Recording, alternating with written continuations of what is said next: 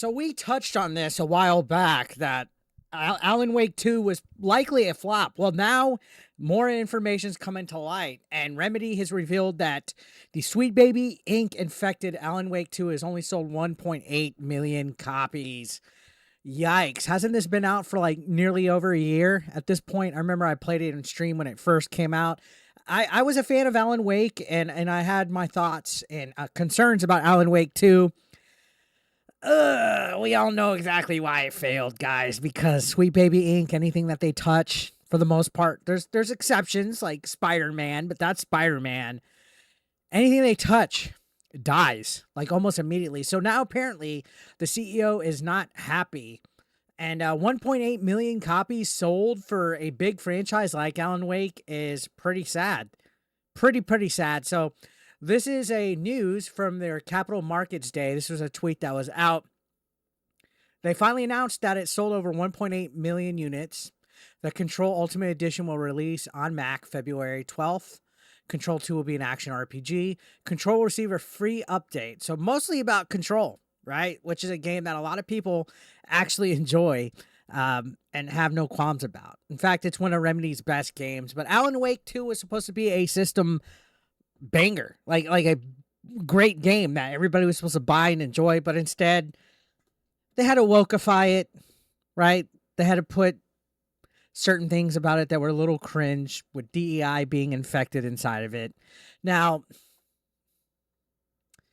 during a Q&A presentation not too long ago, Remedy CEO Tero Virtala was questioned about what he thought about the sales for Alan Wake 2, and this is exactly what he said. I think Alan Wake 2, the sales have two sides. On the one hand, when the game is not yet profitable, are we happy? We are not happy. So he's just coming out and saying it. Every game that we make, especially with this quality level, they should be profitable faster. Now, by no means was the quality of Alan Wake 2 low. I think there were some good graphics in it. I was amazed by the atmosphere, especially when you go out on that one town at the beginning and it's like a docks and it's kind of like all dark and scary looking. It almost reminded me of Twin Peaks a little bit of The Walking Dead. Has a good environment. It captures that horror aesthetic. There's some good cutscenes, voice acting.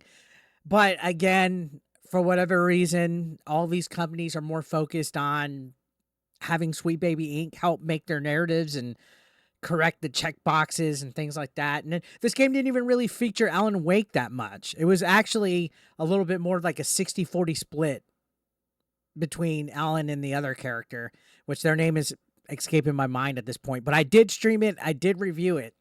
Now, continuing on, it sucks because a lot of games these days are actually really expensive to make, especially these big AAA bangers, these third-party bangers.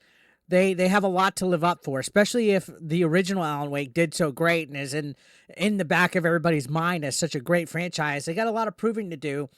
But then again, the budget just ain't there. If you're going to sell 1.8 million units, you're not going to make your money back. The quote that the CEO goes on to say is, but then at the same time, the sales of Alan Wake 2 have quite been in line with our original estimates. Yes, our productions didn't quite work as well as they do today a few years back. In a way, we ended up investing more into the game, and therefore the part set has been higher. So with the higher part set, this in a way forecast its sales that we have followed hasn't yet been enough to equal the development costs. So right there, they're admitting the development costs are just way too high for this game. I don't know if it's an issue more of that Sweet Baby Inc. is involved with it or just people had no interest in this game. I can't tell you.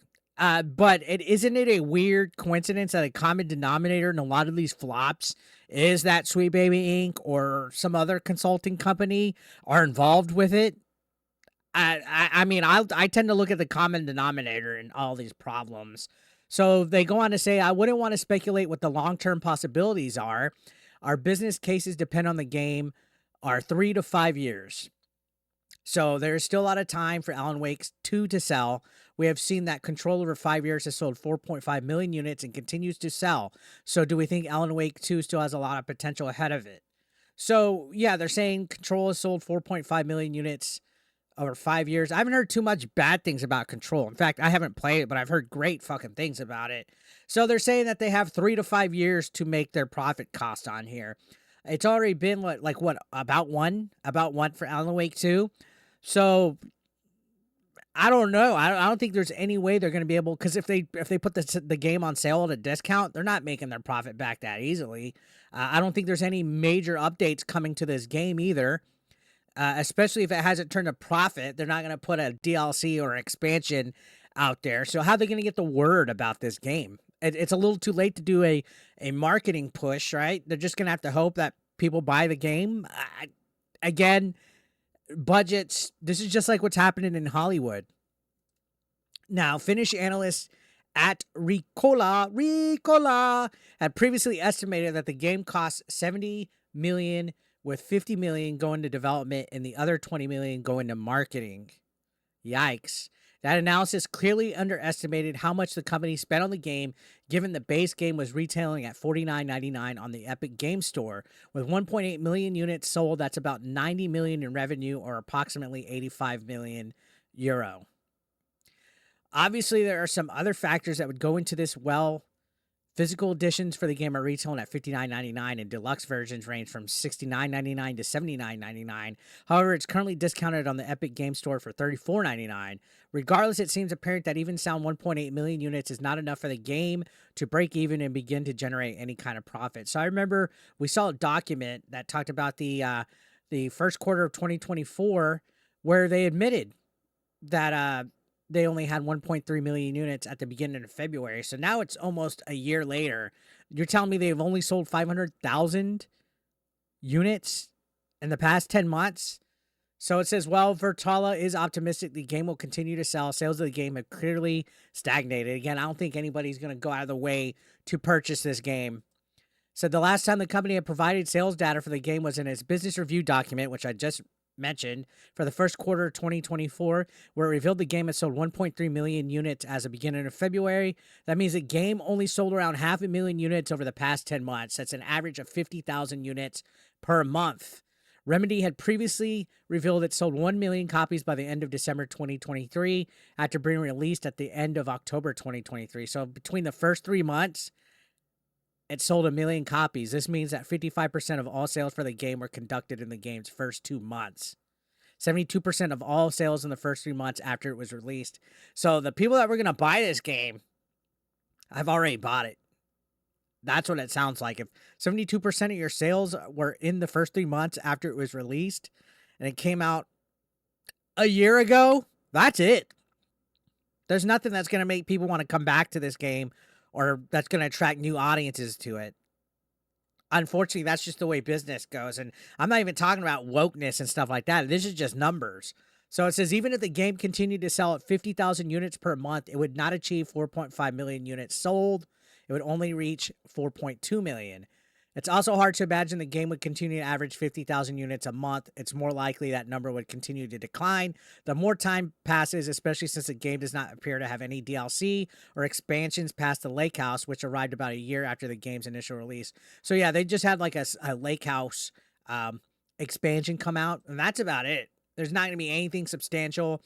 I don't know if I would blame Sweet Baby Inc. on this, but again, it's another game where money went to Sweet Baby Inc. Money went to a consulting company that could have went into possibly marketing this better or making it a better game. At the end of the day, that was money that was spent on a consulting company, which I feel for a horror game, you don't need that shit. You just need to have a great story, a great narrative. But what do I know about developing video games? Anyways, guys, let me know your thoughts down below in the comment section. Subscribe if you're brand new, and I'll see you on the next one. Thank you so much for watching. As always, take care.